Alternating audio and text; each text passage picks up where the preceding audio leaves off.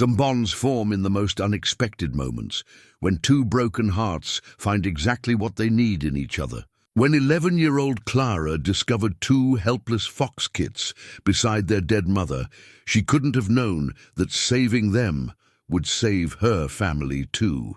Clara lived with her grandfather Walter on a quiet Montana farm. Walter had become cold and distant after losing his wife 3 years before.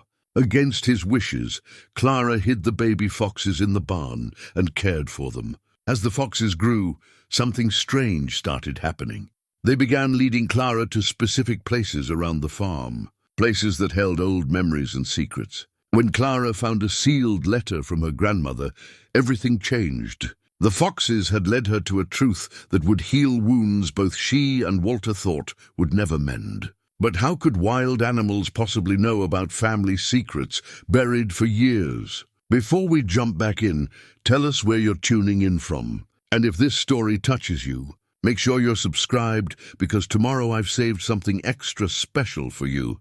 The McBride farm had once been the pride of Sweetgrass County, Montana. Sprawling across 300 acres of rolling hills and golden meadowland, it had supported 3 generations of hard-working families who understood the rhythm of seasons and the language of the land. Now, in the spring of 2024, it bore the quiet marks of neglect, not from lack of love, but from the weight of grief that had settled over it, like morning frost that never quite melted away.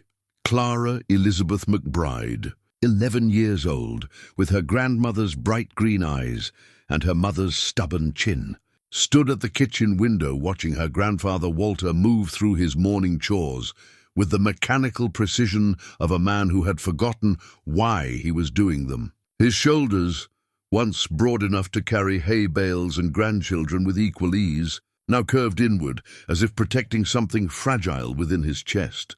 Walter McBride was 70 years old, though grief had aged him beyond his years. His hands, weathered from decades of farm work, still moved with practiced efficiency as he fed the chickens and checked the fence posts, but there was no joy in the motions anymore. Everything he did carried the weight of routine without purpose, like a clock that keeps ticking long after everyone has stopped caring about the time. The wedding ring on his left hand caught the morning light as he scattered feed for the hens. 22-carat gold, worn thin from 47 years of marriage to Margaret Rose McBride, the woman who had turned this house into a home and his heart into something larger than himself. Even now, 3 years after laying her to rest in the family cemetery beyond the north pasture, Walter couldn't bring himself to remove that ring. It felt like the last physical connection to the woman who had been his compass, his anchor, his reason for believing that tomorrow might be better than today. Clara watched him from behind the faded gingham curtains that Margaret had sewn when Walter first brought her to the farm as a young bride. Everything in the house still bore Margaret's touch, the hand-painted wooden signs that read, "Welcome friends," and "Bless this mess," the quilts draped over every chair and sofa, the mason jars filled with dried wildflowers that she had refused to throw away because beauty shouldn't have an expiration. A date, the silence between Clara and her grandfather, had become a third presence in the house, as real and constant as the old grandfather clock in the hallway that chimed every hour, whether anyone was listening or not. They moved around each other like polite strangers sharing a boarding house, exchanging necessary words about meals and chores, but never venturing into the territory of feelings or memories or the aching loneliness that filled the spaces between them. Clara had been 8 when her parents died in the car accident on Highway 2, driving home from her school Christmas pageant where she had played an angel with a lopsided halo and a voice that cracked on the high notes. David and Sarah McBride had been coming to see their daughter sing Silent Night when a drunk driver ran a red light and changed the course of 3 lives forever. Clara remembered very little about that night, except for the way her angel costume had looked too bright under the hospital fluorescent lights, and how Walter's face had aged 10 years in the space of a few hours. Walter had taken her in without question, of course. Family was family, and the McBrides had never turned their backs on blood. But he had been a different man then, still married to Margaret, still believing in the possibility of happiness, even in the face of unthinkable loss. Margaret had been the one who held Clara when she cried for her mama, who braided her hair for school, who made sure she knew that being orphaned didn't mean being unloved. When Margaret passed away from cancer 3 years later, Clara lost the only mother figure she could really remember, and Walter lost the woman who had taught him how to love without reservation. They had both been too deep in their own grief to know how to comfort each other, and so they had simply learned to coexist in their shared sorrow, like two people warming themselves at fires too small to share.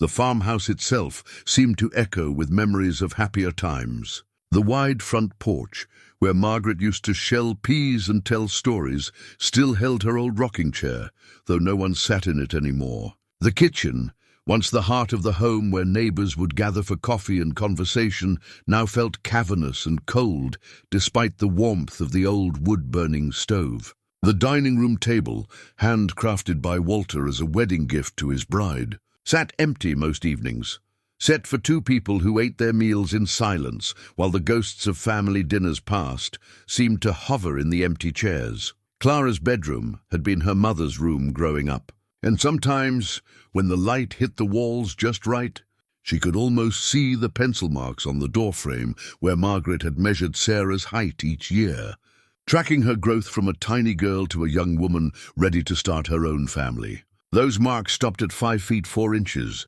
the height Sarah had been when she graduated high school and moved to town to attend college, where she met David and fell in love with his easy laugh and gentle hands.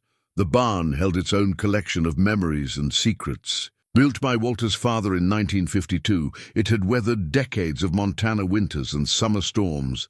Its red paint faded to the color of dried roses, but its bones still strong and true. Margaret used to keep her garden supplies in the unused stalls, along with boxes of Christmas decorations and baby clothes that she couldn't bear to donate, because you never know when you might need them again. Now those boxes sat undisturbed, gathering dust and mouse droppings, while Walter avoided the barn, except when absolutely necessary. The land itself told the story of a family that had once thrived here. The pastures where Walter's cattle used to graze now stood empty, the fences still intact but serving no purpose except to mark boundaries that no longer mattered. The vegetable garden that had been Margaret's pride and joy had gone to weeds. The wild roses still climbed the fence posts where she had planted them as a young wife, dreaming of the children who would play beneath their blooms.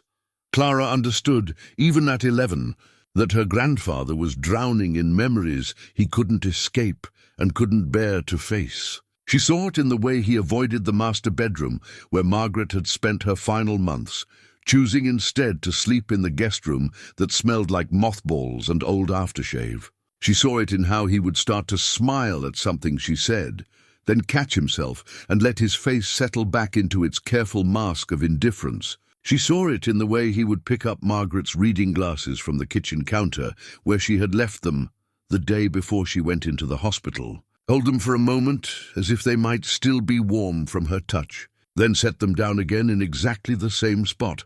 But Clara also saw the man her grandfather had been before grief carved away everything soft and hopeful about him. She saw it in the beautiful birdhouses he had built for Margaret, still hanging from the elm trees around the house, though he no longer bothered to clean them out for new tenants. She saw it in the way his hands moved when he was fixing something broken, gentle and sure, as if coaxing life back into whatever needed healing.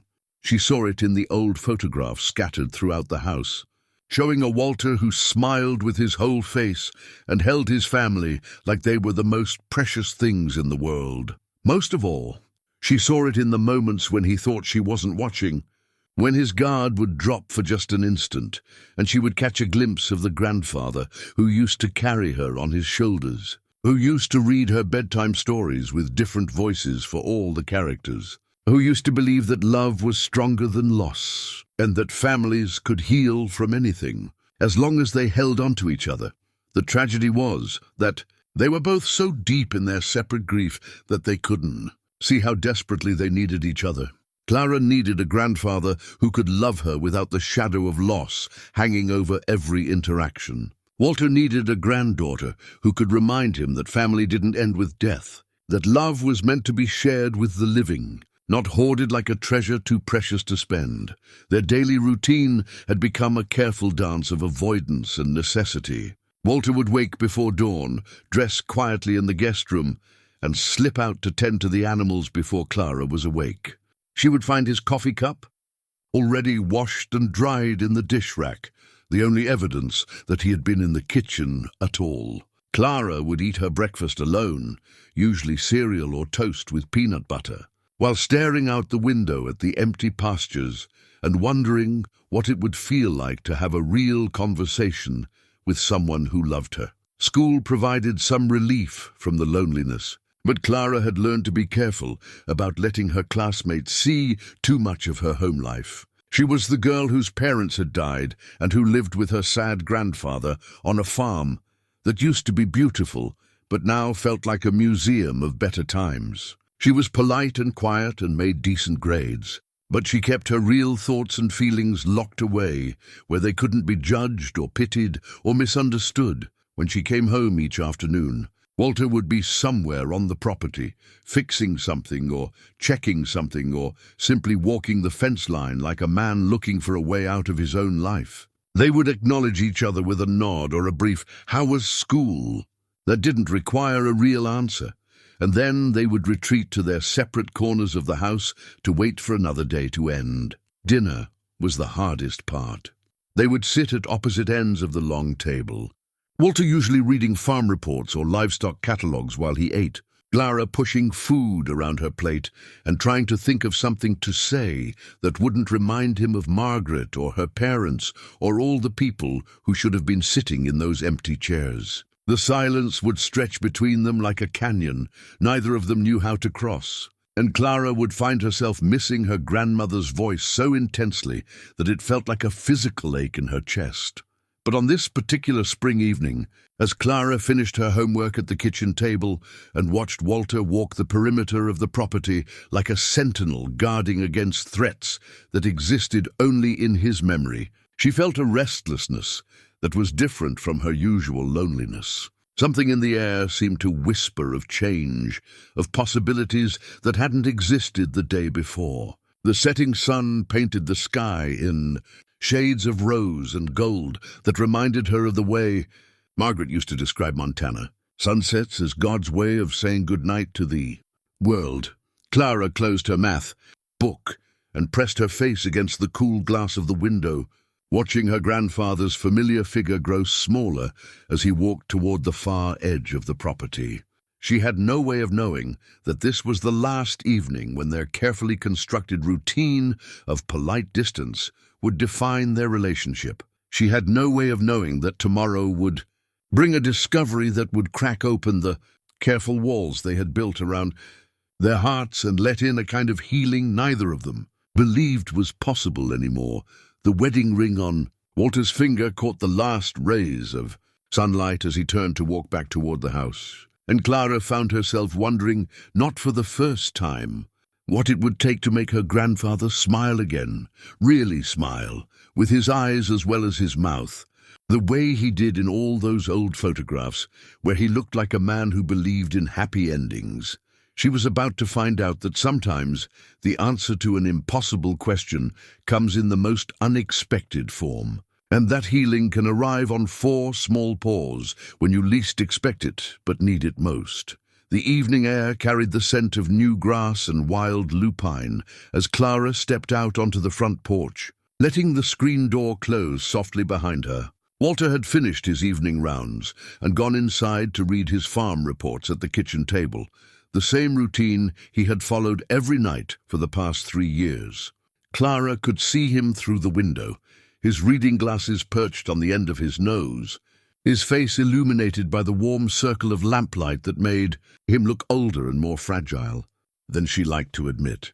She had no particular destination in mind as she walked down the porch steps and across the yard toward the fence line that separated their property from the wild grassland beyond. The setting sun painted everything in shades of amber and gold, and for a moment Clara could almost imagine that Margaret was still inside, making her famous buttermilk biscuits for tomorrow's breakfast, humming old hymns in her clear, sweet voice that had once filled every corner of the house with music. The fence posts stood like weathered sentinels, marking the boundary between the cultivated world of the farm and the untamed beauty of the Montana prairie. Clara had walked this path countless times over the past 3 years, usually when the silence in the house became too heavy to bear, or when she needed to feel like she was going somewhere, even if that somewhere was just the edge of everything she knew. Tonight felt different somehow, charged with a restless energy that made her skin tingle and her heart beat faster than usual. The air itself seemed to be holding its breath, waiting for something to happen that would change the careful balance of their quiet, grief-stricken world. Clara couldn't have explained the feeling if someone had asked her to, but she felt drawn forward by an invisible thread, as if the prairie itself was calling her name. She was nearly to the fence line when she heard it, a sound so small and desperate that she almost missed it beneath the evening chorus of crickets and nightbirds. It was a crying sound, high and thin and heartbreaking, like a baby calling for its mother. Clara stopped walking and tilted her head, listening with the focused attention that came naturally to a child who had spent too much time alone with her own thoughts. There it was again, coming from somewhere near the old oak tree that stood just outside their property line. The tree was ancient and gnarled, its branches twisted into shapes that looked different depending on the light and the season. Margaret used to say it was a fairy tree, the kind of place where magic lived just beneath the surface of the ordinary world, waiting for someone who knew how to look for it. Clara climbed through the fence rails, careful not to catch her jeans on the barbed wire that Walter had strung between the posts the summer before Margaret died. The crying sound grew louder as she approached the oak tree, and she could see now that it was coming from a small depression in the earth near the tree's massive roots. What she found there made her heart clench with immediate, overwhelming sympathy. A red fox lay motionless on her side, her beautiful russet coat dulled by death, but still beautiful in the way that wild things always were. Her black-tipped ears and white-marked face gave her an expression of eternal alertness, as if she were simply sleeping and might wake at any moment to continue her evening hunt. But it was the two tiny forms pressed against the dead fox's belly that made Clara drop to her knees without thinking. 2 fox kits, no bigger than kittens, were crying with the desperate intensity of babies who had been calling for their mother far too long. Their eyes were barely open, their coats still the grayish-brown of very young foxes who hadn't yet grown into their adult coloring. They were so small that Clara could have held both of them in her cupped hands, so helpless that they would certainly die without immediate care. Clara had never seen anything so heartbreakingly vulnerable in her entire life. The kits were trying to nurse from their dead mother, making soft, mewing sounds that cut through Clara's chest like a knife. They were orphans, just like she was. They had lost the most important person in their world, just like she had. The parallel was so obvious and so painful that Clara felt tears spring to her eyes without warning. She understood in that moment exactly how those baby foxes felt. She knew what it was like to call for someone who would never answer again, to wait for comfort that would never come, to feel so small and alone in a world that seemed too big and dangerous to navigate, without the person who was supposed to keep you safe, without giving herself time to think about Walter's strict rules against bringing wild animals onto the property. Clara carefully scooped up the first kit, then the second, cradling them against her chest where they could feel the warmth of her body and the steady rhythm of her heartbeat. They were so light she could barely feel them, but they seemed to sense that salvation had arrived. Their cries quieted to soft whimpers, and Clara could feel them trying to burrow closer to the source of warmth and comfort. "It's okay," she whispered to them, her voice thick with emotion. "I've got you now. You're going to be okay. But even as she spoke the words, Clara knew that keeping this promise would be far more complicated than she was making it sound. Walter had been very clear about his position on strays of any kind, whether they walked on 4 legs or 2. "We've got enough heartbreak in this house already," he had said when Mrs. Henderson down the road had mentioned that her barn cat had had kittens that needed homes. "The last thing we need is something else to worry about losing." Clara understood his reasoning, even if she didn't agree with it. Walter was protecting himself from any more attachments that might lead to more loss, more grief, more opportunities for his heart to be broken again. But looking down at the 2 helpless creatures in her arms, Clara couldn't bring herself to care about Walter's rules, or his fears, or his need to keep the world at arm's length.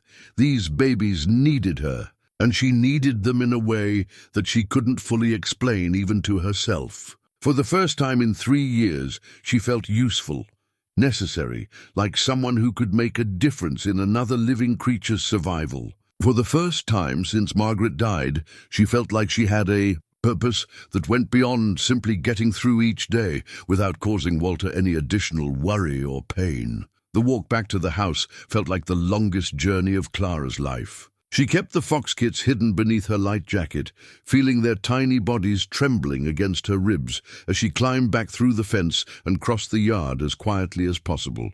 The kitchen window was still glowing with warm yellow light, and she could see Walter's silhouette bent over his reading, completely unaware that his granddaughter was about to break the most important rule he had ever given her. The barn was dark and smelled like old hay and motor oil and the faint sweetness of the grain that Walter kept in the metal bins along the far wall.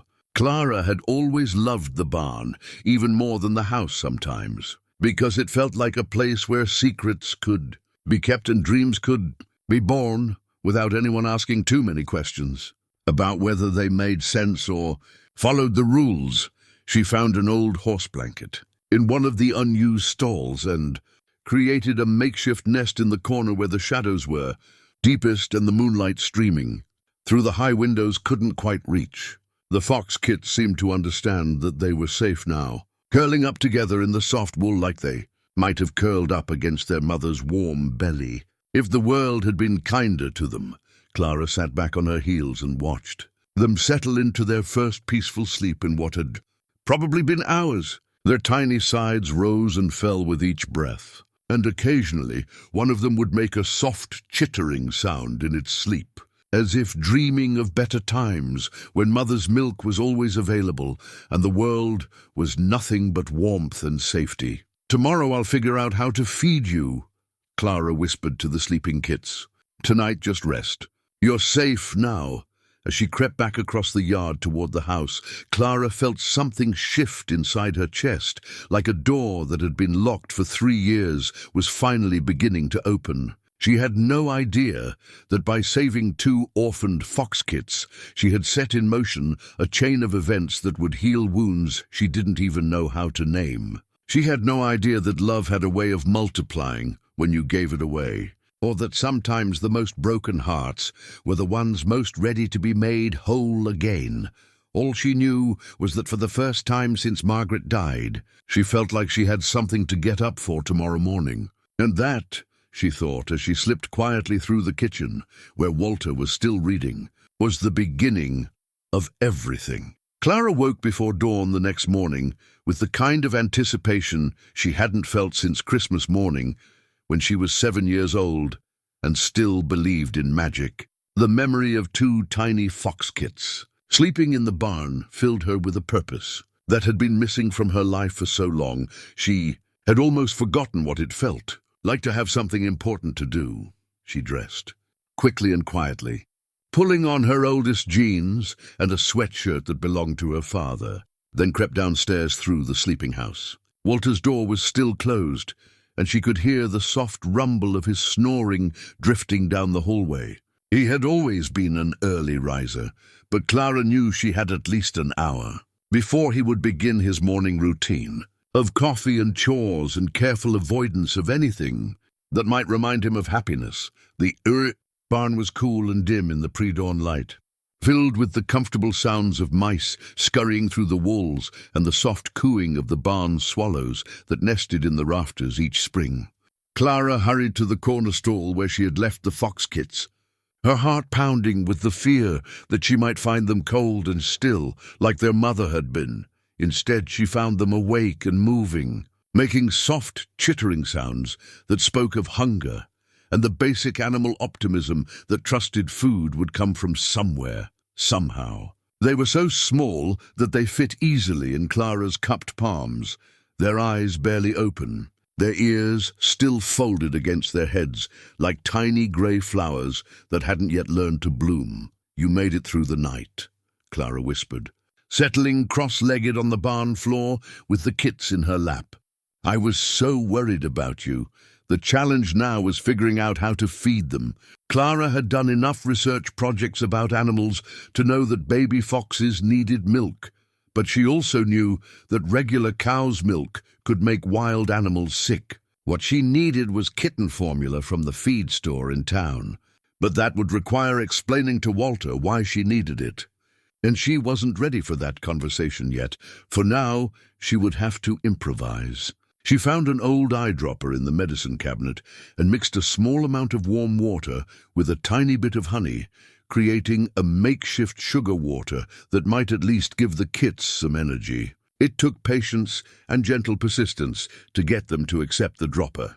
But eventually they began to suck weakly at the sweet liquid, their tiny pink tongues working desperately to get every drop. It wasn't a perfect solution, but it was something.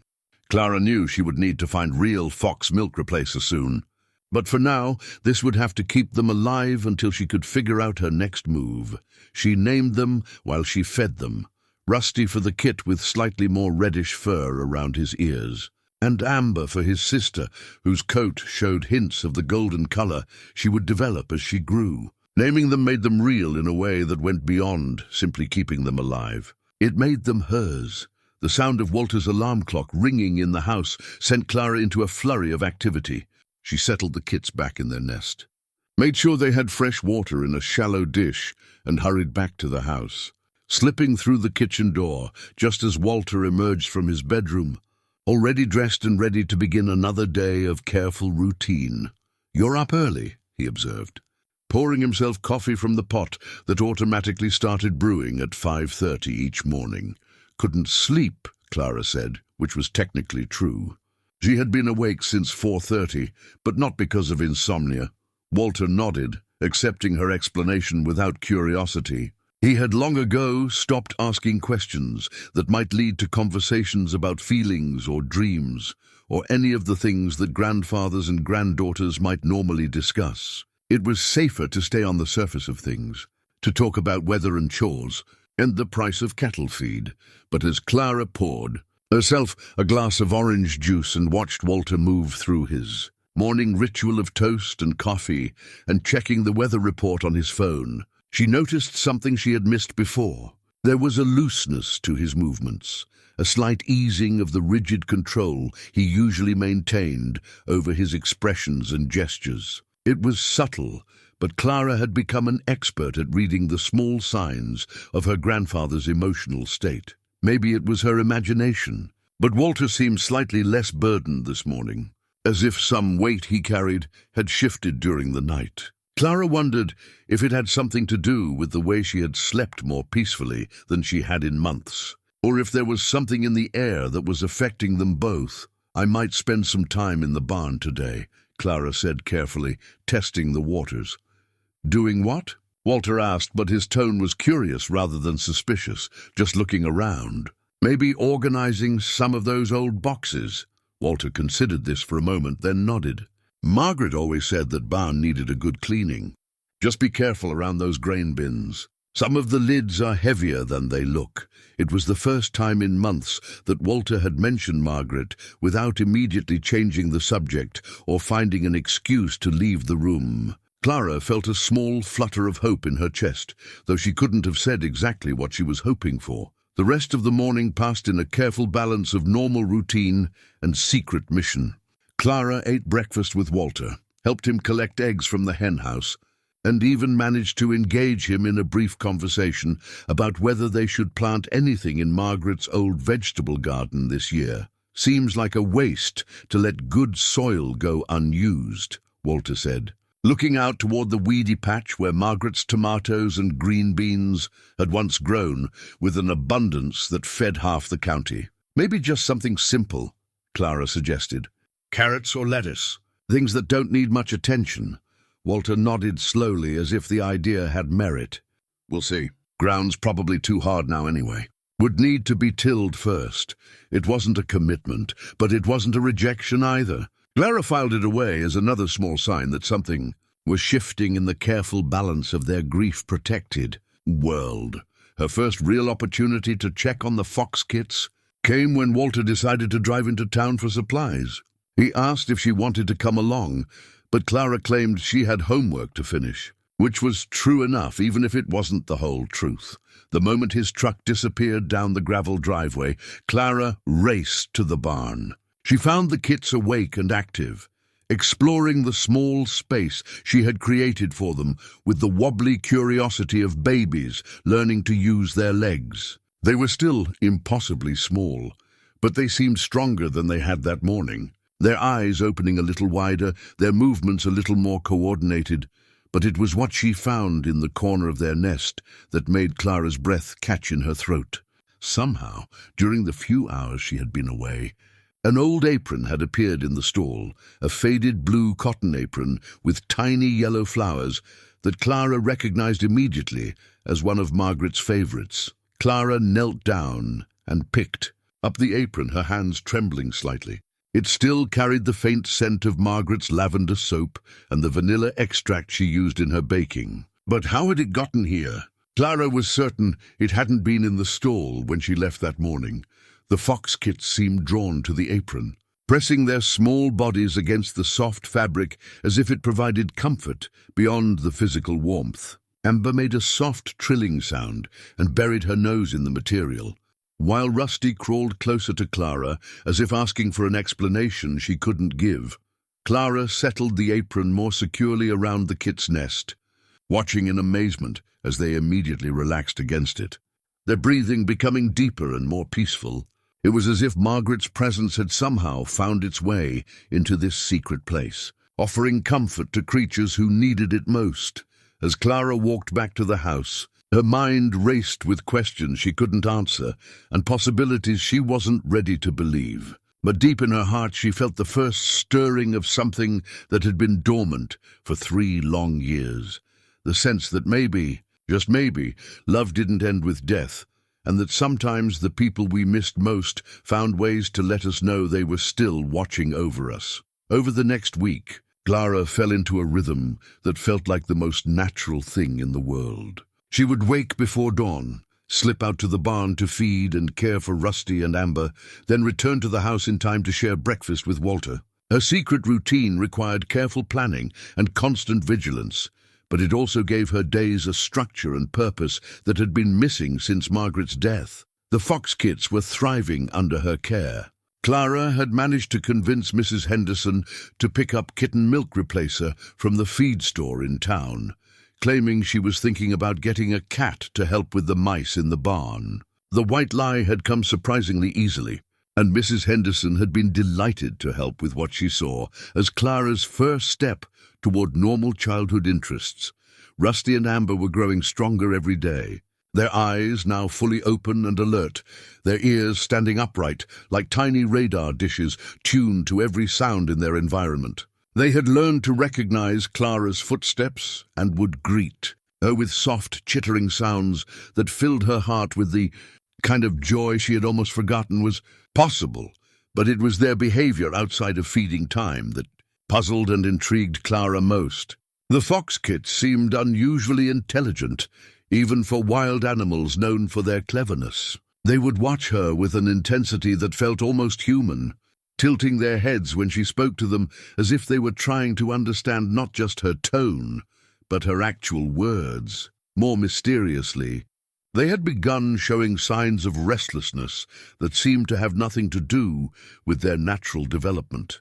They would pace the small confines of their stall, always moving toward the barn door that led outside, making soft, whining sounds that spoke of urgency rather than simple desire for exercise. On Thursday morning, Clara decided to find out what was causing their agitation. After feeding them and making sure Walter was occupied with repairing a section of fence near the road, she carefully carried both kits outside, planning to let them explore the area immediately around the barn while she kept watch. What happened next defied every expectation Clara had about normal animal behavior.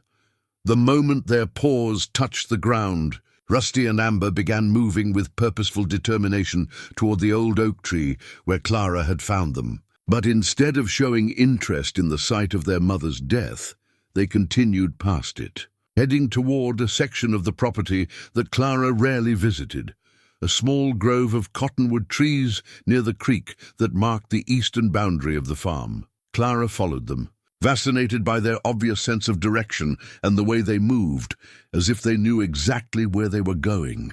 They were still too young to be away from their nest for long, but their determination was so obvious that she couldn't bring herself to turn back. The grove was a peaceful place that Margaret had loved, for its wild beauty and the way the cottonwood leaves caught the light like scattered coins.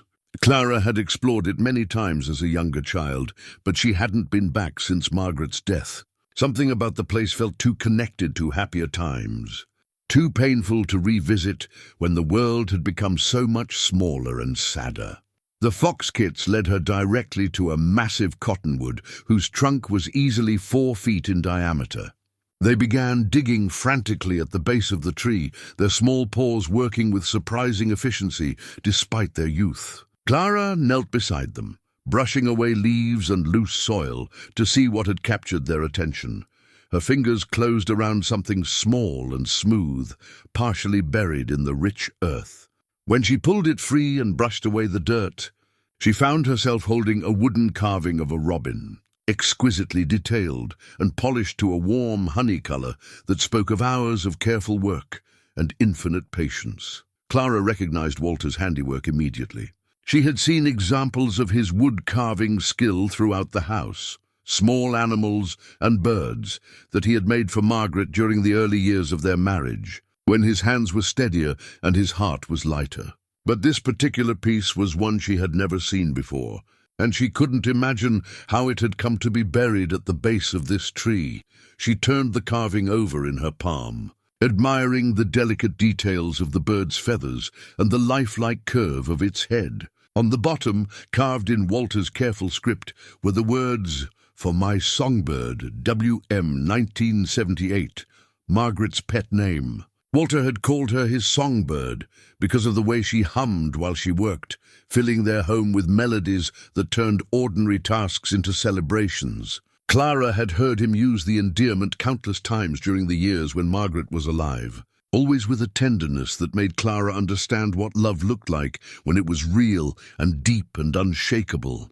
But how had this carving ended up buried here? And more importantly, how had 2 baby foxes, barely old enough to venture outside their nest, known exactly where to find it? Rusty and Amber sat back on their haunches, watching Clara with what could only be described as satisfaction, as if they had accomplished exactly what they set out to do. Their small faces held an expression of alert intelligence that made Clara's skin prickle with the awareness that something extraordinary was happening. Something that went beyond the normal boundaries of what baby animals should be capable of understanding. Clara slipped the wooden robin into her pocket and carefully gathered the fox kits, carrying them back to the barn while her mind raced with questions she couldn't begin to answer.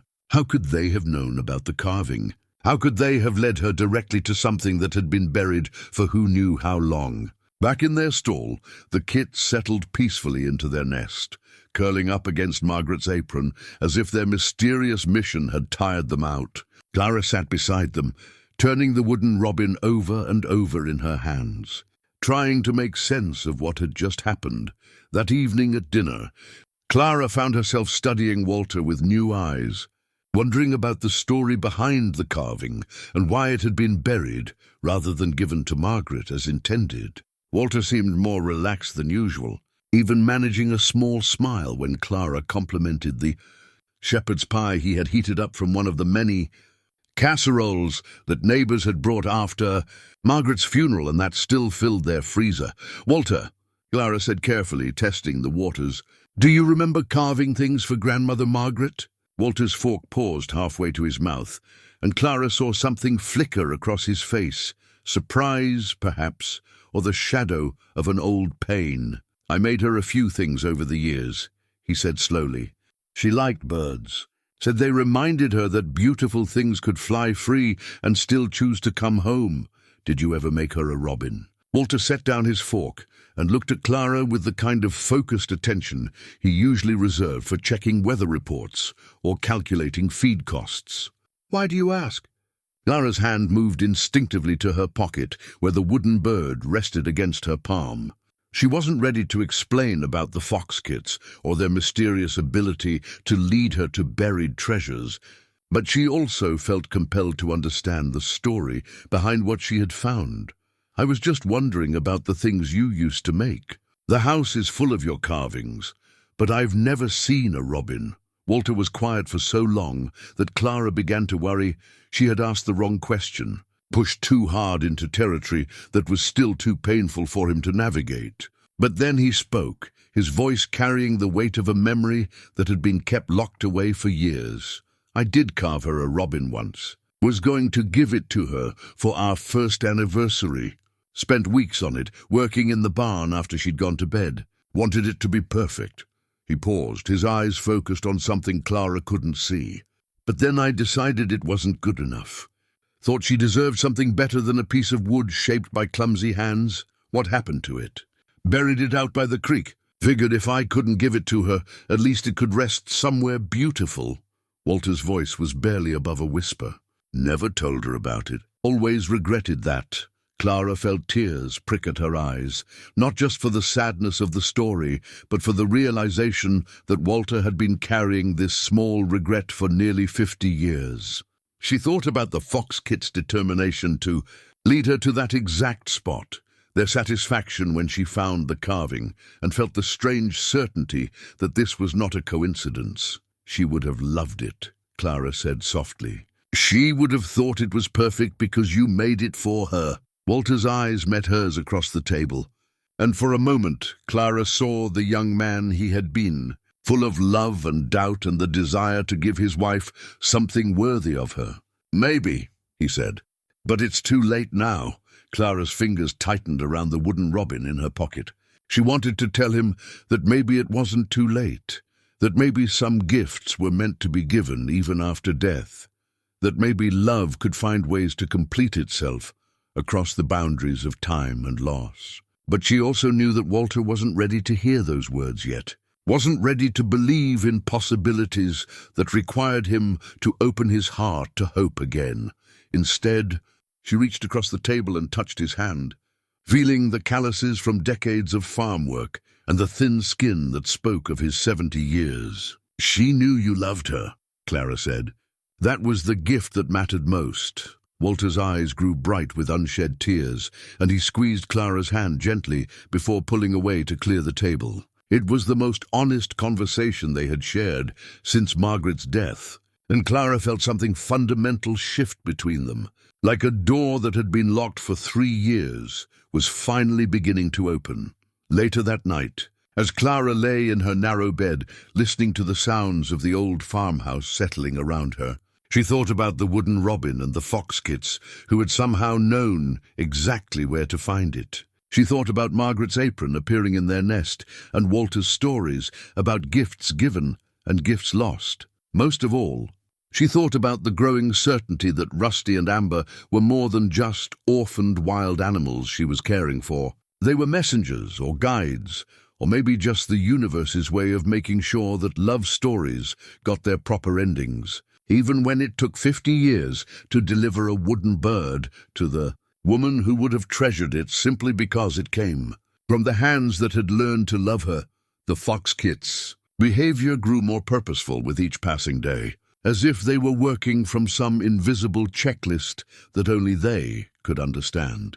3 days after leading Clara to the wooden robin, They began showing the same restless urgency that had preceded their first mysterious expedition. Clara had grown to trust their instincts. Strange as that seemed for someone who prided herself on being practical and sensible, there was something about Rusty and Amber's focused determination that convinced her they weren't acting on random animal impulses. They moved with the kind of intentionality that suggested they knew exactly what they were looking for and where to find it. This time, they led her toward the back of the house, to a section of the property where Margaret had once maintained her herb and flower gardens. The area had been neglected since her death, allowed to return to a wild state that probably would have broken Margaret's heart. Weeds had overtaken the carefully planned beds, and the wooden trellises that had once supported climbing roses now stood empty and weathered.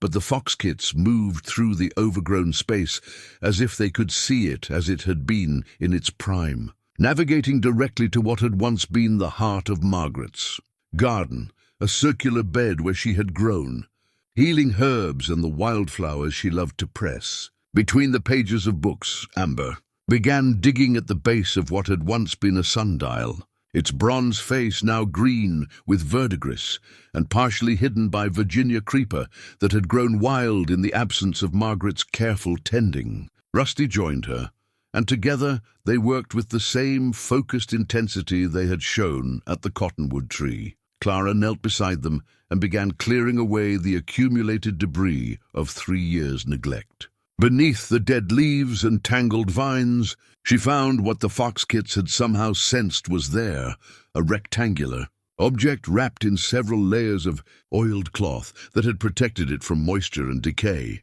Her hands trembled as she unwrapped the mysterious package, revealing a leather-bound journal with Margaret's name embossed in gold letters on the cover.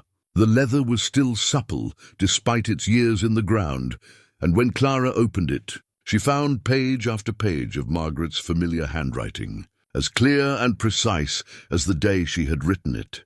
The journal was filled with pressed flowers and leaves, each one carefully labeled with its common and scientific names, along with notes about their medicinal properties and the folklore associated with them. But it was the personal entries scattered throughout the botanical observations that made Clara's breath catch in her throat. May 15th, 1995, read one entry.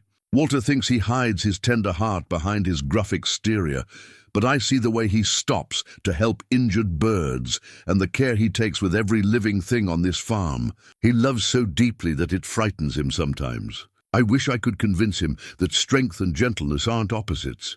They're partners in the dance of a life well lived. Another entry, dated several years later. Clara's parents brought her to visit today. She's only 3, but she already has that McBride stubbornness and curiosity. Walter carved her a tiny wooden horse while she napped, and I watched him sand it smooth enough that she wouldn't get even the smallest splinter. He'll never admit how much he loves being a grandfather, but his actions speak louder than words ever could. Clara found herself crying as she read Margaret's observations about the man she had loved for nearly 5 decades.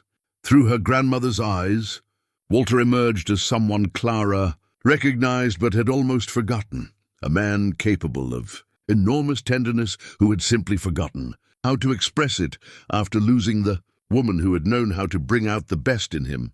But it was an entry from Margaret's final weeks that made Clara understand why the Fox-kits had led her to this particular treasure. I know my time is growing short. Margaret had written in handwriting that was less steady than usual, but still unmistakably hers. My greatest fear isn't dying. It's leaving Walter alone with his grief. He'll try to protect himself by pushing everyone away, including Clara. But that child needs her grandfather's love, and he needs hers more than he'll ever admit. I pray that somehow, some way, they'll find their way back to each other.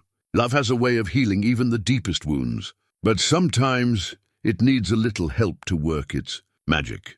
The journal also contained cryptic references to a special place where Margaret had hidden something for when the time is right. Clara flipped through the pages, looking for more specific clues, but Margaret had been deliberately mysterious about the location and contents of this final secret. As Clara carefully rewrapped the journal and stood to carry it back to the barn, she felt Walter's presence before she saw him. He was standing at the edge of the garden, watching her with an expression she couldn't quite read, part suspicion, part curiosity, and something else that might have been the beginning of understanding.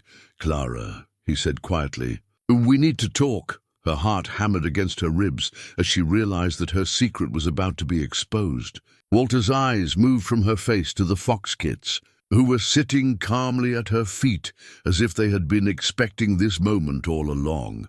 "I've been wondering why you've been spending so much time in the barn," Walter continued, his voice careful and controlled, "and why there are animal tracks around the property that don't belong to anything we own."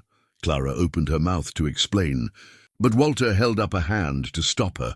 "I've also been wondering why I found fox hair on your jacket," he said, "and why you've been asking questions about things I carved for your grandmother years ago." The silence stretched between them like a bridge. Clara wasn't sure she was brave enough to cross. The fox kit seemed to sense the tension in the air, pressing closer to Clara's legs as if offering support. "I can explain," Clara finally said, her voice barely above a whisper.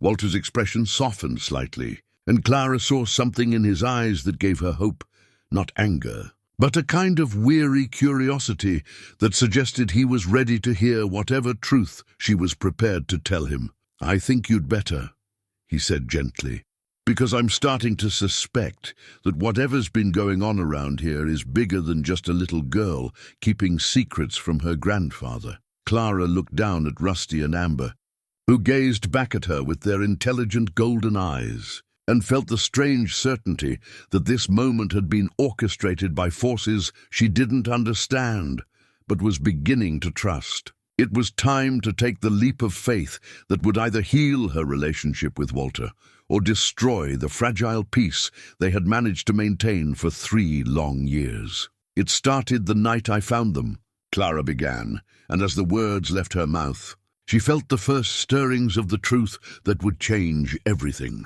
The walk back to the barn felt like the longest journey of Clara's life. Walter walked beside her in silence, his weathered hands clasped behind his back, his expression unreadable. The fox kits trotted between them, their small forms creating a bridge of sorts between granddaughter and grandfather. 2 people who had forgotten how to trust each other with the truths that mattered most.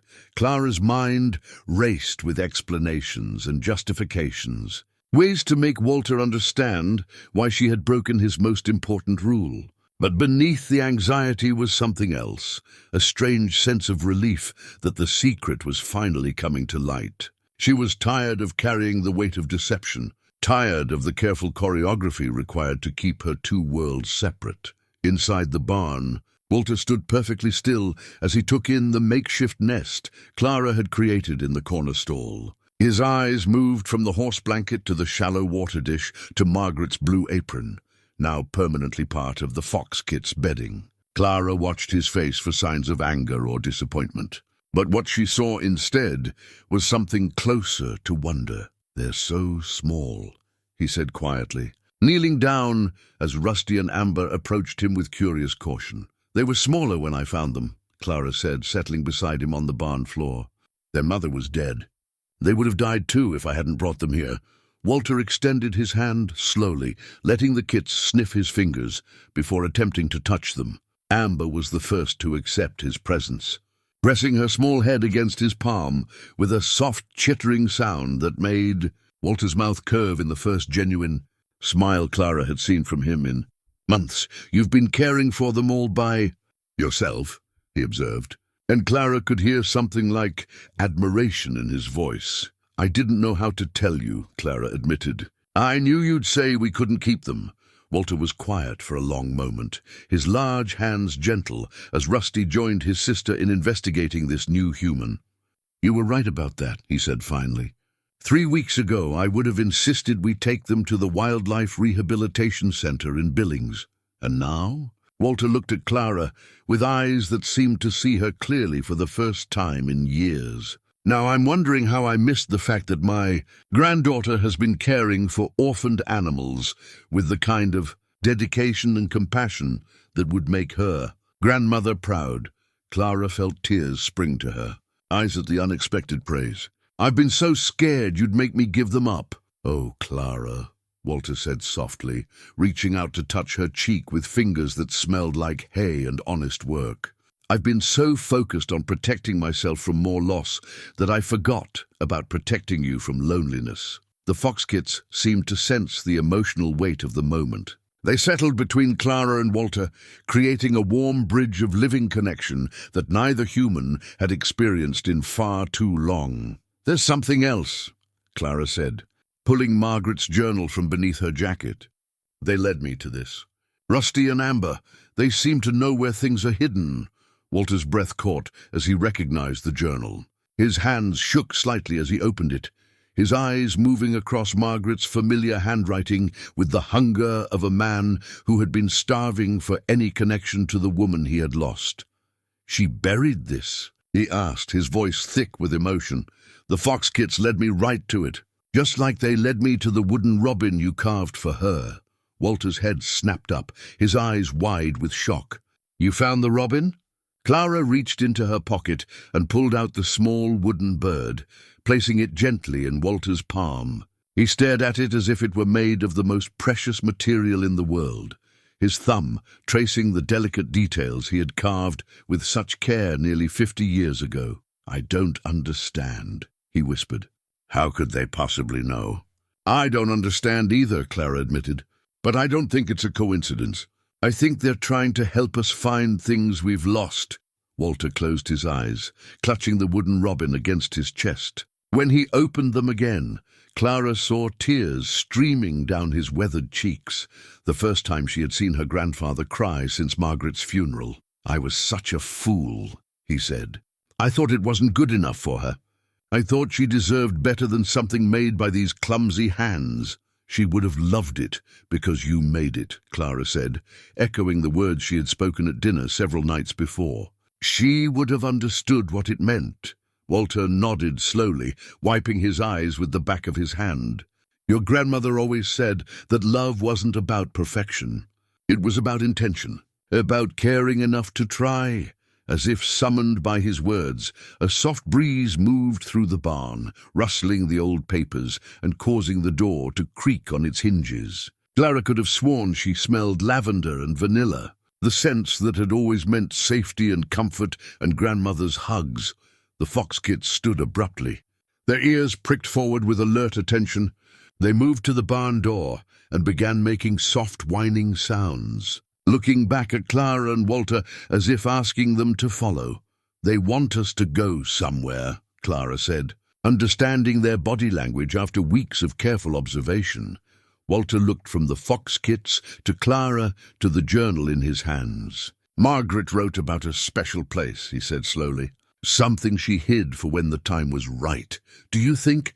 Clara began. I think, Walter said, standing and extending his hand to help Clara to her feet, that we're about to find out what your grandmother thought was important enough to keep secret until now. As they followed the Foxkits out of the barn and into the golden afternoon light, Clara felt the weight of 3 years' silence finally beginning to lift. Whatever they were about to discover, they would face it together, grandfather and granddaughter united by their love for a woman who had never really left them, and guided by 2 small creatures who seemed to understand that healing required both courage and trust. The Foxkits led them toward the house, but instead of heading for the front door, they veered toward the foundation on the east side, where the afternoon sun cast long shadows across the weathered stone.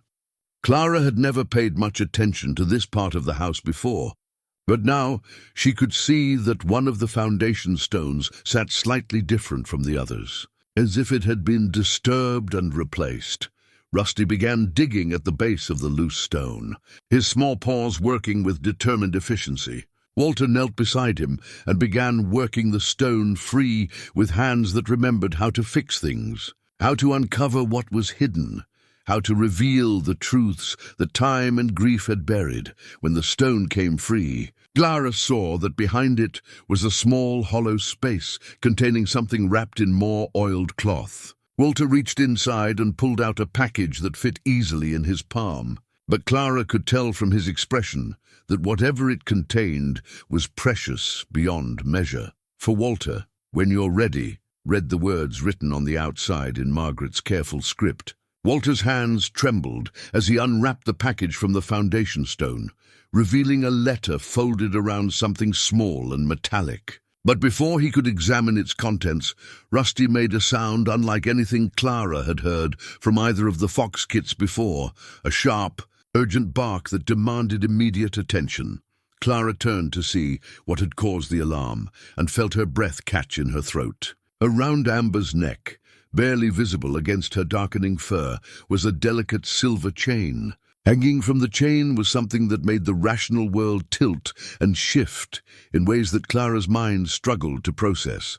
"Walter," she whispered, pointing at the fox kit with a hand that shook like a leaf in a strong wind. Walter followed her gaze, and the color drained from his face as he saw what Clara had seen. The locket hanging around Amber's neck was unmistakably Margaret's, a heart-shaped silver pendant that had been her most treasured piece of jewelry, given to her by her own grandmother on her 16th birthday. "That's impossible," Walter said, his voice barely audible. "That locket was buried with Margaret. I put it around her neck myself before they closed the casket." Clara reached out with careful fingers to touch the locket, half expecting it to disappear like a mirage. But it was real and solid and warm against her fingertips, as if it had been resting against a living person's skin, rather than buried in the cold ground for 3 years. With shaking hands, Clara lifted the locket and found the tiny clasp that would open it. Inside were 2 photographs, exactly as she remembered from the times Margaret had shown her the locket's contents. On one side was a picture of Walter as a young man, his face unmarked by grief, his eyes bright with the confidence of someone who believed the future held nothing but good things. On the other side was a photo of baby Clara, no more than a few months old, sleeping peacefully in what Clara now recognized as Margaret's arms.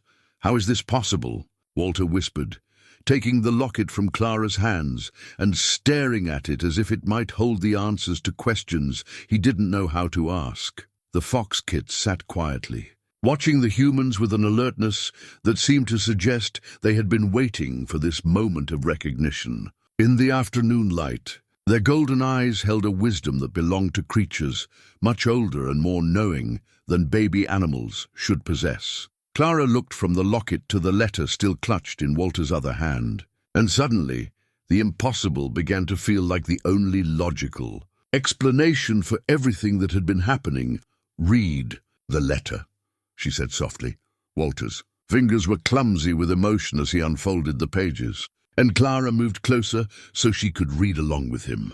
Margaret's handwriting filled 2 pages of cream-colored paper, and her words seemed to glow with the warmth and love that had defined every aspect of her life. "My dearest Walter," the letter began, "if you are reading this, it means that the time has finally come for you to stop punishing yourself for things that were never your fault to begin with." Walter made a sound that was part sob and part laugh, recognizing immediately the gentle firmness that Margaret had always used when she was determined to help him see reason. "I know you blame yourself for not being able to save me from the cancer. I know you think you failed me somehow, that if you had been a better husband, or caught the signs earlier, or prayed harder, things might have turned out differently. But love, you need to understand that some things are beyond our control. And your love, your beautiful, fierce, protective love, was the greatest gift I ever received." Clara felt tears streaming down her face as she read words that could have been written for her own heart as much as Walter's. She thought about all the times she had wondered if there was something she could have done to prevent her parents' accident, some way she could have kept her family intact if only she had been better or braver or more deserving of happiness. "I also know," the letter continued, That you've been keeping Clara at arm's length because you're afraid of loving her too much and losing her too. But Walter, that beautiful child needs her grandfather's love more than she needs his protection from pain. Life is going to hurt sometimes. That's the price we pay for caring about each other. But the alternative is a life so small and safe that it's not really living at all. Walter was crying openly now, tears falling onto the paper as he read the words his wife had written for this exact moment, when his grief had built walls so high that he couldn't see the love waiting on the other side. I've hidden a few things around the farm for you and Clara to find together. Think of it as a treasure hunt designed by someone who knows you both better than you know yourselves. Let that precious child help you remember who you were before you forgot how to be happy. Let yourself help her understand that love doesn't end with death. It just changes shape. The letter was signed simply, "Forever yours, Margaret," followed by a postscript that made Clara's heart skip a beat. P.S. Don't be surprised if you get a little help from unexpected sources. Love has a way of working through whatever messengers are available, and I've always believed that the boundary between this world and the next is much thinner than most people imagine. Trust what feels true in your heart, even if your mind can't explain it. Walter set the letter down carefully and looked at the fox kits with new eyes. Rusty and Amber gazed back at him with expressions that seemed almost serene, as if they had accomplished exactly what they had set out to do. "You think she—" Walter began, then stopped, unable to complete the thought that seemed too fantastical to speak aloud. "I think," Clara said slowly, "that love is bigger than we understand. I think maybe sometimes the people we miss find ways to let us know they're still with us." Walter reached out to touch Amber's small head, his fingers gentle against her fur. The fox kit pressed into his touch with a contentment that spoke of recognition, of coming home to someone who finally understood what she had been trying to communicate. "Margaret always said animals could see things we couldn't," Walter said, his voice full of wonder. "She said they lived closer to the mysteries than humans do because they don't spend so much time convincing themselves that impossible things can't happen." As if responding to her name, a warm breeze moved through the space around them, carrying the unmistakable scent of lavender and vanilla. Clara felt a presence that was as real as her own heartbeat, as tangible as the fox kits pressed against her legs. For just a moment, she could almost see Margaret standing beside them, her eyes bright with the satisfaction of a plan that had worked exactly as intended. "She's here," Clara whispered. And Walter nodded, tears of gratitude rather than grief flowing down his cheeks. "She never left," he said, understanding finally what Margaret had been trying to tell him through hidden journals and buried carvings and two small creatures who had somehow carried her locket across the impossible distance between death and life. "She's been here all along, waiting for us to stop being afraid of love long enough to recognize it." The fox kits stood and moved closer to Walter and Clara, forming a small circle of connection that felt like the most natural thing in the world.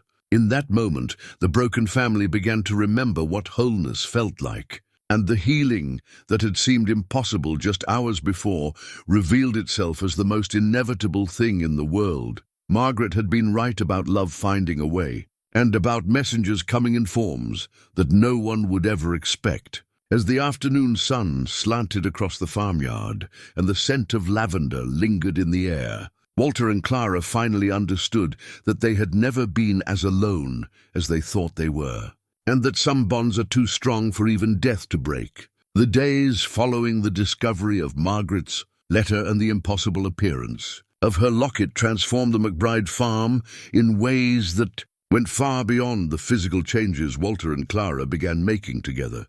It was as if the air itself had lightened, allowing space for laughter and conversation and the simple pleasure of shared tasks that connected them to the land and to each other. Walter emerged from his self-imposed emotional exile like a man, waking from a long, dreamless sleep. Clara watched in amazement as her grandfather rediscovered his capacity for joy, his eyes brightening when he caught sight of her across the yard, his voice carrying notes of warmth and humor that she had almost forgotten he possessed. They worked side by side in ways they never had before, Walter teaching Clara the practical skills of farm life, while she reminded him of the wonder in small things, the way morning light caught the dew on spider webs, the satisfaction of feeding chickens who greeted them with obvious enthusiasm, the peaceful rhythm of evening chores that felt like meditation when shared with someone you loved. But it was their time with Rusty and Amber that revealed the depth of the change in their relationship. Walter had initially been skeptical about the fox kits' supernatural qualities, but their continued displays of impossible knowledge had worn down his rational objections and replaced them with a kind of reverent acceptance that reminded Clara of the way Margaret used to approach the mysteries of faith and love. The fox kits had grown significantly in the weeks since Clara first found them, their baby fur giving way to the sleek red coats that would serve them well in the wild. Their eyes had sharpened from the soft brown of infancy to the bright gold of adult foxes, and their movements had gained the fluid grace that spoke of animals coming into their full physical power. More importantly, they had begun displaying behaviors that suggested their supernatural mission was nearing completion. They no longer led Clara and Walter to hidden treasures around the farm, seeming content instead to simply be present for the conversations, and shared silences that were slowly healing 3 years of accumulated grief.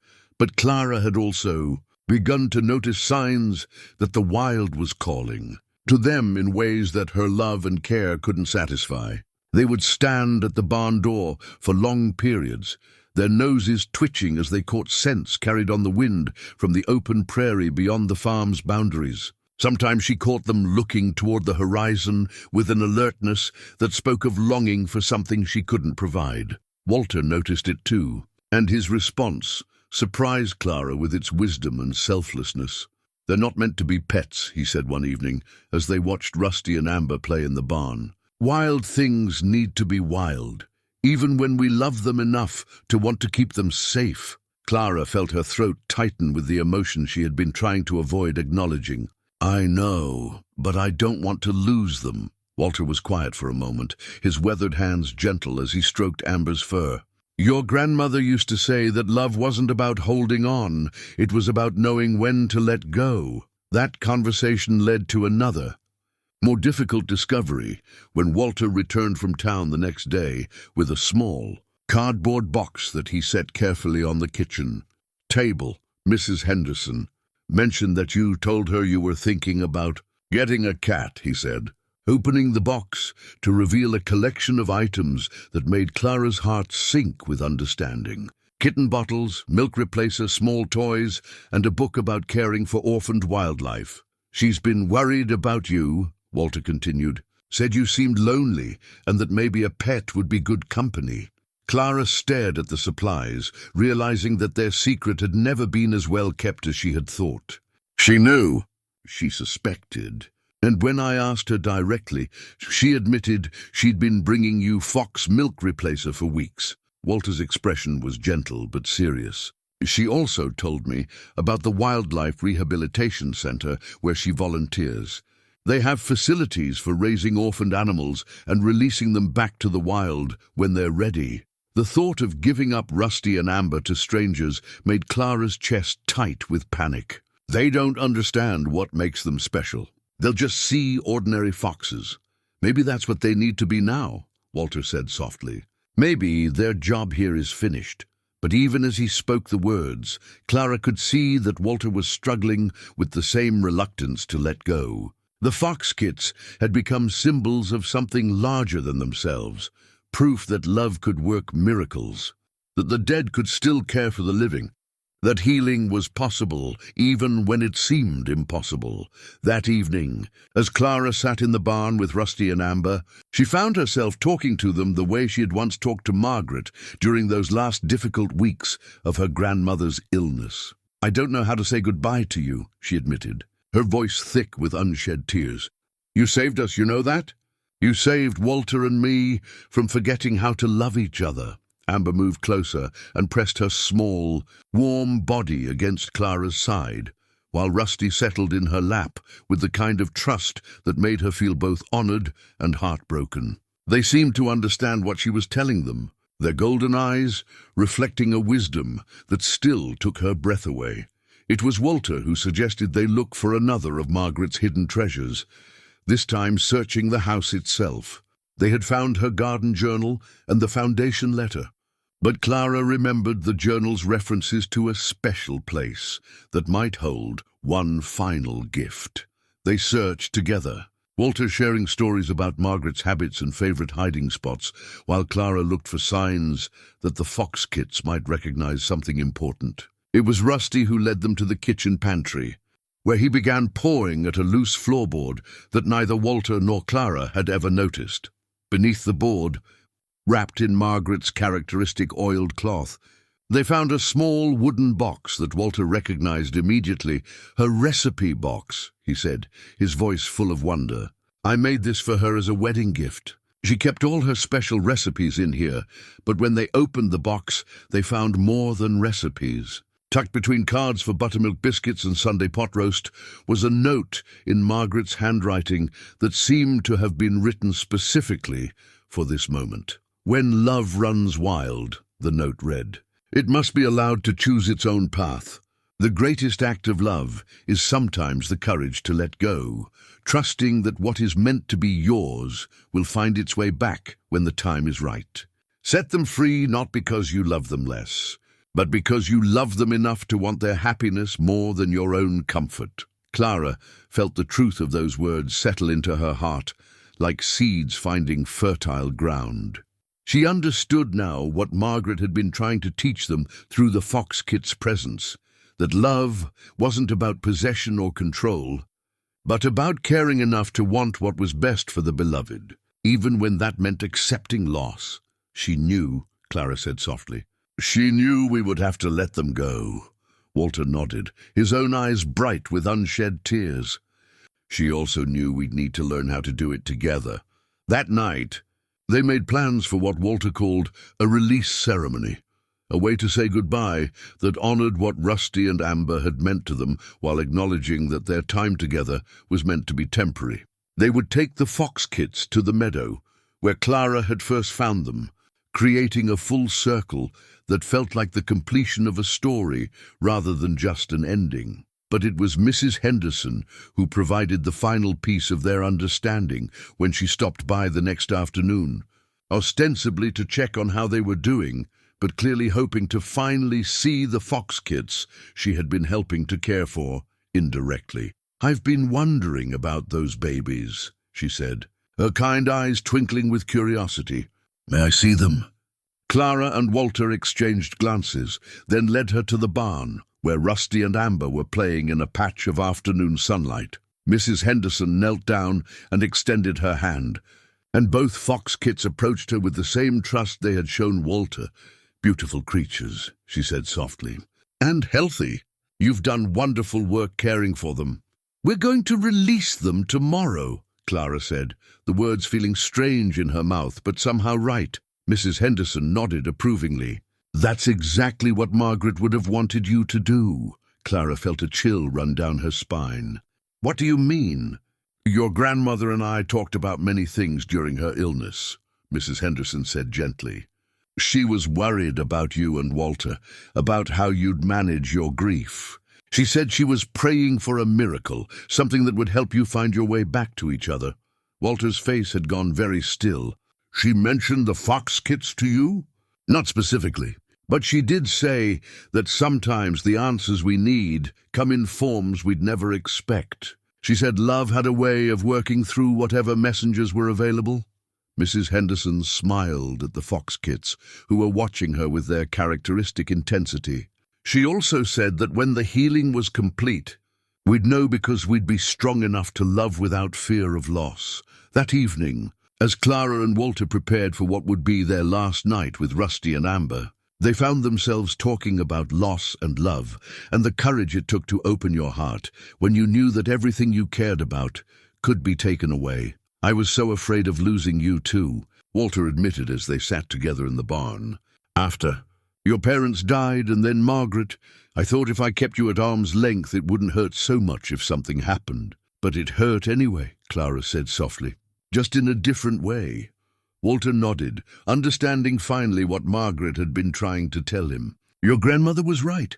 The alternative to loving fully is a life so small, it's not really living at all. As they prepared to leave the barn, Clara noticed something that made her heart skip. Scattered around the fox-kit's nest were small feathers, not from the chickens or any other farm birds, but delicate, colourful feathers that looked like they belonged to wild songbirds. They were arranged in a careful pattern, as if they had been placed there intentionally. Walter knelt down and picked up one of the feathers, turning it over in his palm. Robins, he said with wonder. These are robin feathers. Clara thought about the wooden robin that had started their journey of discovery, about Margaret's love for birds, and her belief that they represented freedom and the choice to come home. The feathers felt like a blessing, a sign that they were making the right choice, even though it was breaking their hearts. As they walked back to the house together, Clara felt a strange sense of completion, as if all the pieces of a puzzle she hadn't known she was solving had finally fallen into place. Tomorrow would bring the pain of saying goodbye, but it would also bring the freedom that came from loving without conditions, from wanting someone's happiness more than your own comfort. The fox-kits trotted beside them in the gathering dusk, and Clara could have sworn she heard the sound of Margaret's laughter carried on the evening breeze, soft and warm and full of the satisfaction that came from a plan perfectly executed and a love that had found its way home at last. The morning of the release dawned clear and bright, with the kind of golden light that made the Montana landscape look like something from a painting. Clara woke early, her heart heavy with anticipation and sorrow, knowing that this would be the last day she would wake up with Rusty and Amber, depending on her for their care. Walter was already in the kitchen when she came downstairs. 2 cups of coffee waiting on the table, along with a thermos and sandwiches packed for what he called their ceremony. His eyes were red-rimmed, suggesting he had slept as poorly as Clara, but his expression held a quiet determination that gave her strength. Ready? He asked, though they both knew that no one could ever be truly ready for this kind of goodbye.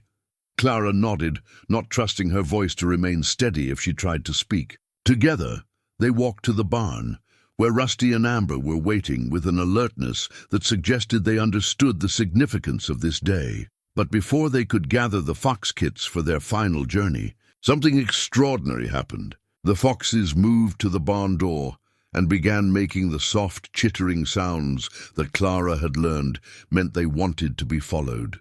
They looked back at Walter and Clara with expressions that seemed almost urgent, as if there was one last thing that needed to be accomplished before their mission could be complete.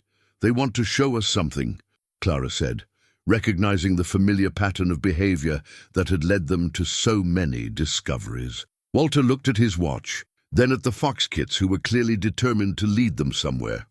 I suppose we have time for one more mystery. This time, Rusty and Amber led them to the far meadow, beyond the fence line where Clara had first found them. They moved with purpose through the tall grass, occasionally looking back to make sure the humans were following, their small forms barely visible in the sea of golden prairie that stretched toward the horizon. They stopped at a spot that looked unremarkable. To Clara, just another patch of meadow grass with a few scattered wildflowers. But when the fox-kits began digging with their characteristic intensity, Clara felt the familiar tingle of anticipation that had preceded all their other discoveries.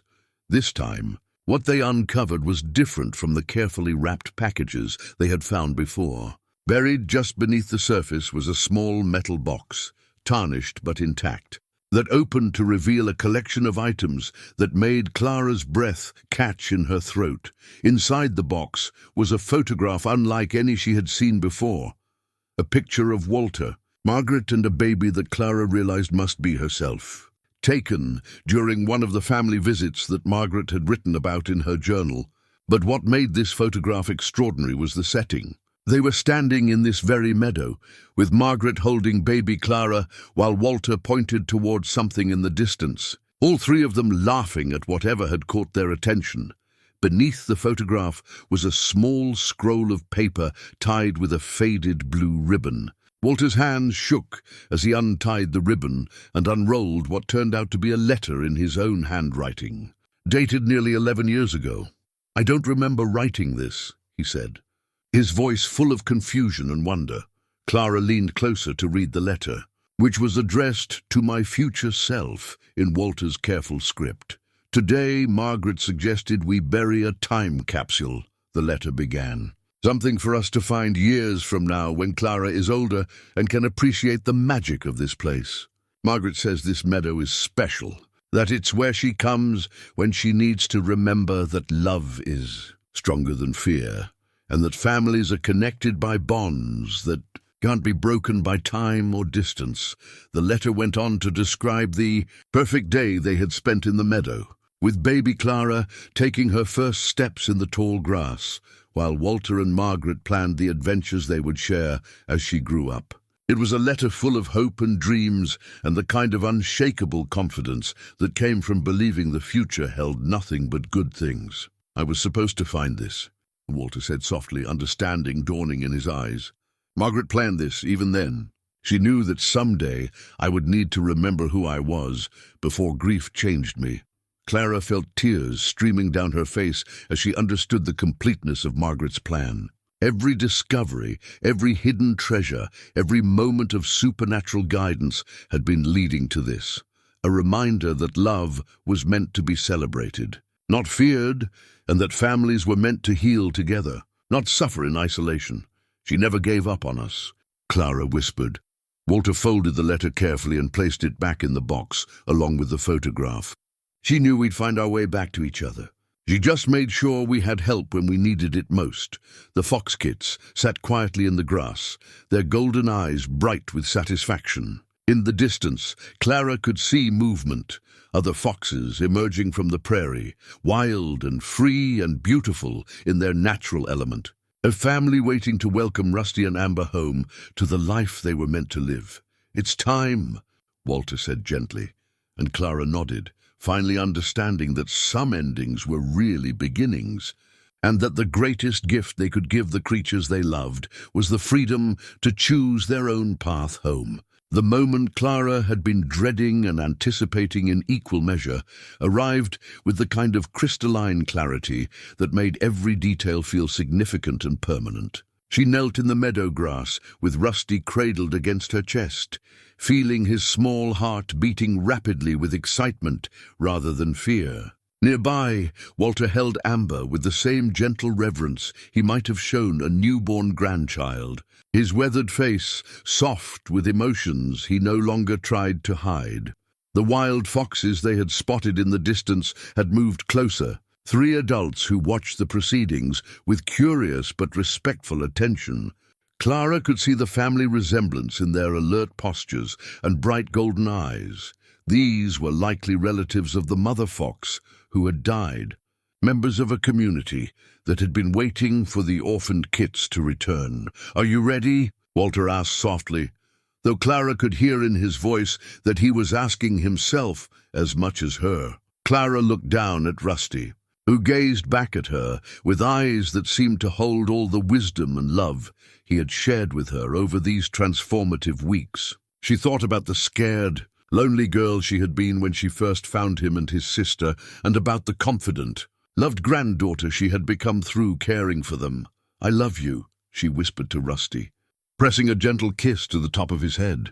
"Thank you for saving us." She set him down in the grass, and he immediately moved to where Walter was placing Amber beside him. The two fox kits touched noses in what looked like a private conversation, then turned back to look at the humans who had cared for them with expressions that could only be described as grateful. For a moment, nobody moved. The wind stirred the prairie grass, carrying scents of wild sage and distant rain, while the afternoon sun painted everything in shades of gold and amber that made the moment feel like something from a dream. Clara felt suspended between joy and sorrow, pride and loss. the complex emotions that came with loving something enough to let it go.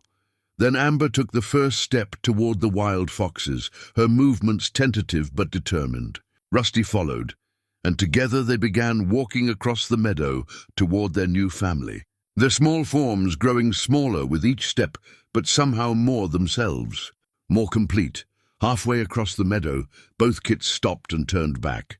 Clara held her breath, wondering if they had changed their minds. If the call of the wild wasn't strong enough to overcome the bonds they had formed with the humans who had saved them. But what happened next made her understand that some goodbyes were really gifts in disguise. Rusty and Amber walked back to where Clara and Walter stood. But instead of seeking comfort or showing reluctance to leave, they began depositing small objects at their feet. Feathers, dozens of them in every color Clara could imagine. Robin feathers, cardinal feathers, blue jay and goldfinch and meadowlark feathers, each one perfect and pristine as if it had been carefully collected and preserved. "They're giving us gifts," Walter said in wonder. Kneeling down to examine the beautiful collection, Clara understood immediately what the feathers represented. Birds, Margaret's favorite creatures, symbols of freedom and the choice to fly home. The fox kits were leaving them with a reminder that love didn't have to be caged to be real, that freedom and devotion could exist together, that coming home was always a choice rather than an obligation. "Thank you," Clara said, gathering some of the feathers into her hands. "We'll treasure these always." The fox kits chittered softly, then turned and walked steadily toward the waiting wild foxes. This time they didn't look back. Clara watched them go with tears streaming down her face, but they were tears of gratitude and wonder rather than pure grief. As Rusty and Amber reached the wild foxes, something beautiful happened. The adult foxes surrounded them with obvious affection, touching noses and making soft, welcoming sounds that carried clearly across the meadow. One of the adults, a magnificent female with a red coat that gleamed in the sunlight, began grooming Amber with the kind of tenderness that spoke of family recognition. "They're home," Walter said, his arm coming around Clara's shoulders in a gesture that felt as natural as breathing.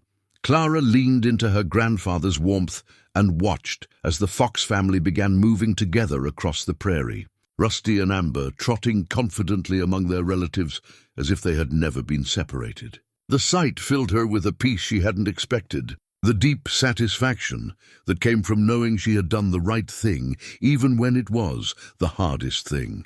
As the foxes disappeared into the vast Montana landscape, Clara felt Margaret's presence one last time, not as a desperate longing for what was lost, but as a warm blessing on what had been found. The wind carried the scent of lavender and vanilla, and for just a moment Clara could have sworn she heard her grandmother's voice whispering, "Well done," across the golden grass. Walter squeezed her shoulder gently. "Ready to go home?" Clara looked at the feathers in her hands, then at the grandfather, whose love she had never doubted, but was finally free to fully accept. "Yes," she said, understanding for the first time in 3 years exactly what that word meant. "Let's go home." 6 months later, the McBride farm hummed with a vitality that would have been unimaginable during those dark years when grief had held both Walter and Clara captive in their separate sorrows. The changes weren't just visible in the freshly painted barn or the restored vegetable garden where tomatoes and green beans grew with Margaret's remembered abundance. They lived in the laughter that echoed across the yard and the easy conversations that filled the spaces. Where silence had once reigned, Clara had grown in ways that went beyond the obvious physical changes of a girl. Moving toward adolescence, her confidence bloomed like the wildflowers Margaret had once tended, and her natural compassion had found new outlets in the small animal sanctuary that she and Walter had established in the back pasture. Word had spread through the county about the girl and her grandfather who could work miracles with orphaned and injured creatures, and hardly a week passed without someone bringing them a baby bird with a broken wing or a fawn separated from its mother.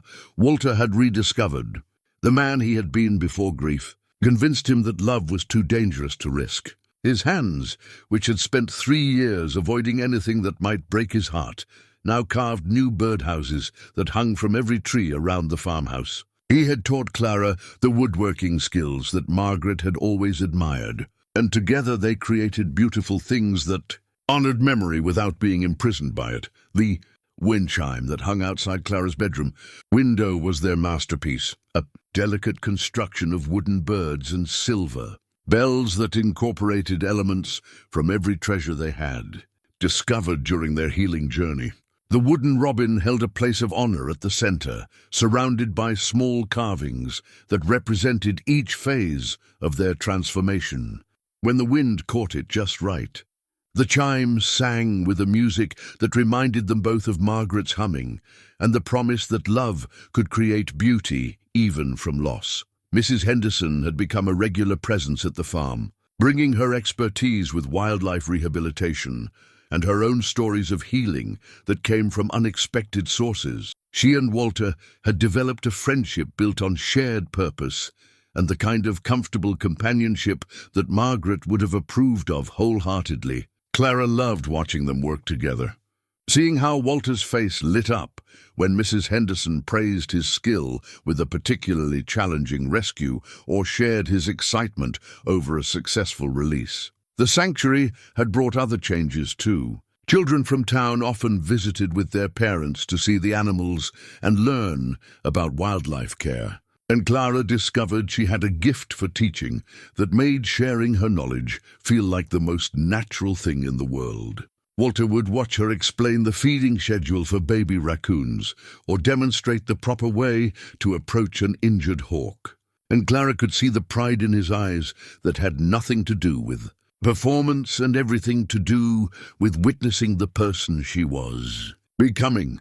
But it was the evening routine they had developed that Clara treasured most. After the day's work was done and the rescued animals were settled for the night, she and Walter would walk to the edge of the property where the prairie stretched toward the horizon. They rarely saw Rusty and Amber anymore, but occasionally they would catch a glimpse of red forms moving through the tall grass.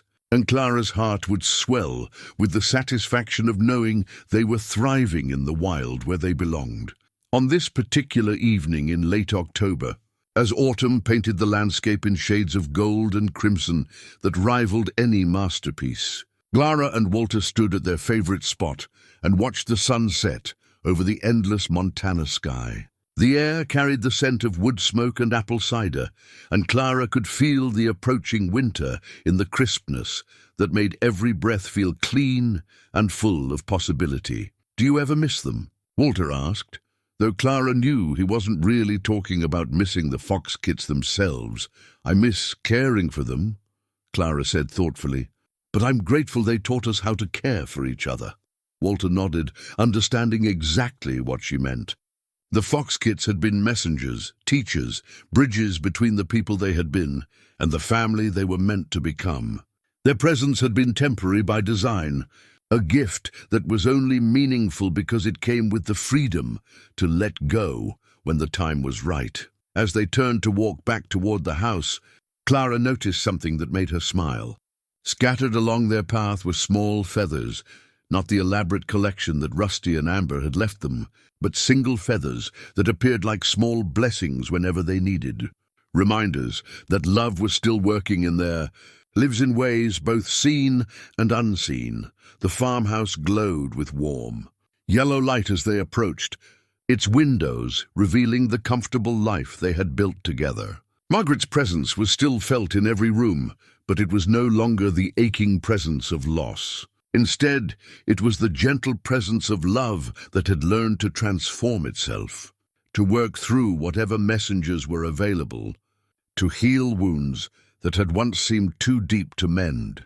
Clara's journal, which she had started writing the week after they released the fox kits, lay open on the kitchen table where she had been recording the day's events.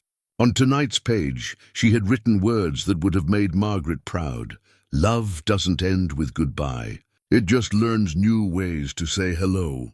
As Walter checked the locks and Clara turned off the lights, they moved through their nighttime routine with the comfortable efficiency of a family that had learned to trust in tomorrow.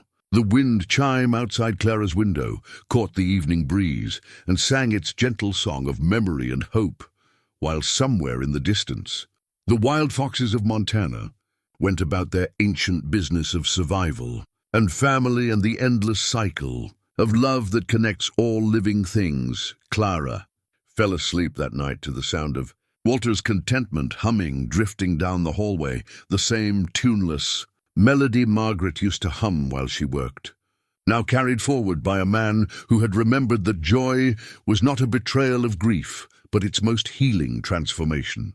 In her dreams, she heard the distant sound of fox calls across the prairie, and she smiled, knowing that some stories never really end. They just change shape and continue in the hearts of everyone they've touched.